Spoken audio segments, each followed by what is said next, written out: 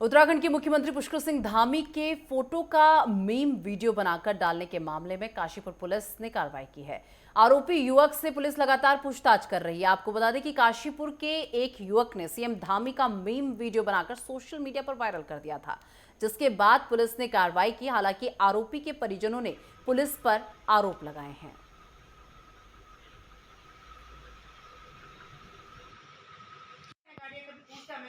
मेरा नाम आयुष रावत है और मेरा एक सोशल मीडिया पे अकाउंट है बॉय फ्रॉम उत्तराखंड नाम से, जिसपे मैं अपने उत्तराखंड की संस्कृति को दर्शाता हूँ और गानों के माध्यम से, अपनी वीडियो एडिटिंग के माध्यम से, स्किल से। तो मेरी जितनी भी वहाँ ऑडियंस है वो मुझसे ये भी उम्मीद रखती है कि अगर उत्तराखंड में कुछ गलत हो तो मैं उस चीज़ पे भी आवाज़ उठाऊँ। तो मैं ऐसी कोई भी उत्तराखंड में कोई गलत चीज़ हो या ऐसी कोई मुद्दे हो, जन मुद्दे हो, तो मैं उन पे भी आवाज़ उठाता हूँ। तो परसों मैंने ऐसे ही एक मीम पोस्ट किया था सुबह के टाइम, जो कि कुछ भी गलत नहीं था, जिसमें जिसमें ऐसी राजनीतिक मुद्दे भी नहीं कह सकते, उन्हें जन मुद्दे उठाए गए थे, जिसमें अंकिता भंडारी हत्याकांड और भू कानून हो गया और पेपर लीक घोटाले हो गए, बद्रीनाथ वो केदारनाथ धाम को दिल्ली में क्यों वो किया जा रहा है, उसकी कॉपी बनाई जा रही है, श्री गुरु देवता मंदिर की कॉपी क्यों दिल्ली में बनाई जा रही है। ऐसे तमाम मुद्दों से जुड़ा एक मीम मैंने सोशल मीडिया पे अपलोड किया था, जिसमें धामी जी का बारे में था। वो किया गया वो बहुत गलत है, क्योंकि बच्चे ने ऐसा कुछ नहीं किया। हम भी देखे हैं, कई कमेंट हमने भी देखे हैं। अब इतना छोटा सा मेल बनाने पे उन्होंने इतना वो किया बच्चे के साथ, बहुत गलत हुआ। किसी का चेहरे किसी उस पे धामी की पोस्ट करके वो लगा था, मुझे तो वही देखा मैंने अभी तक भी। रावत एक 19 साल का लड़का है जिसका एक बॉय फ्रॉम उत्तराखंड, पहले तो उसकी असली आईडी है जो उस पे कंप्लेन हुई थी कि फर्जी आईडी से, मुख्यमंत्री की फर्जी आईडी से बनाया था। उसकी अपनी असली आईडी से उसने एक मीम डाला था, जिसमें जो एक फनी मीम है, जिसमें कोई किसी प्रकार की गाली नहीं, किसी प्रकार की धमकी नहीं दी है। तो आयुष को परसों 7 बजे उसके दोस्त से कॉल आता है कि आपको ऐसा थाना वाना बुला रहे, तो उसको लगा कि मजाक कर रहे होंगे।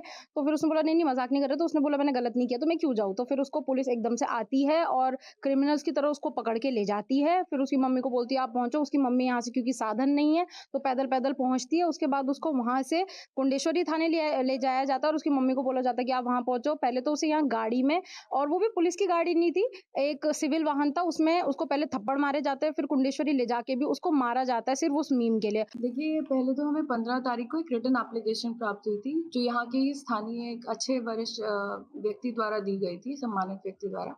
उनके द्वारा ये बताया गया कि एक सीएम सर की एक वीडियो वायरल हो रही है, जिससे कहीं न कहीं हमारी पूरे स्टेट की छवि भी कहीं न कहीं उस धूमिल होगी। तो हमने उसका संज्ञान लिया। उसके बाद उस लड़के को बुलाया गया, क्योंकि जो भी एविडेंस था उसके फ़ोन में ही था।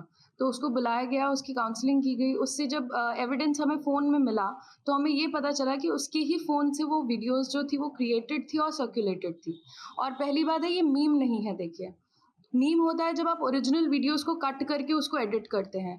This is a proper deep fake that has been created with the use of artificial intelligence tools.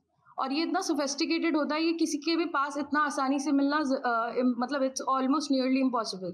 तो ये इसको इसकी गंभीरता देखते हुए कि एक डीप फेक है और कहीं न कहीं इसका अब यूज़ साइबर फ्रॉड और चीज़ों में भी किया जा सकता है, तो उसका संज्ञान लेते हुए इस पे इमीडिएटली एफआईआर की गई थी। लड़के को बुलाया गया था, बच्चा एक 19 साल का लड़का था, उसकी काउंसलिंग की गई प्रॉपर्ली। और उसके बाद उसकी जो भी कार्रवाई है आगे, जो हमारे पास मोबाइल फोरेंसिक्स के बाद एग्जैक्टली जो डिटेल्स आएंगी, जो रिपोर्ट्स मिलेंगी, उसके बाद हम आगे की इन्वेस्टिगेशन प्रोसीड करेंगे। मुकदमे जितनी भी धाराएं हैं, जिससे कि कहीं ना कहीं आप स्टेट की छवि को धूमिल कर रहे हैं और उसका सर्कुलेशन कर रहे हैं, वो नई बीएनएस की जितनी धाराएं थी उनमें पंजीकृत की गई है।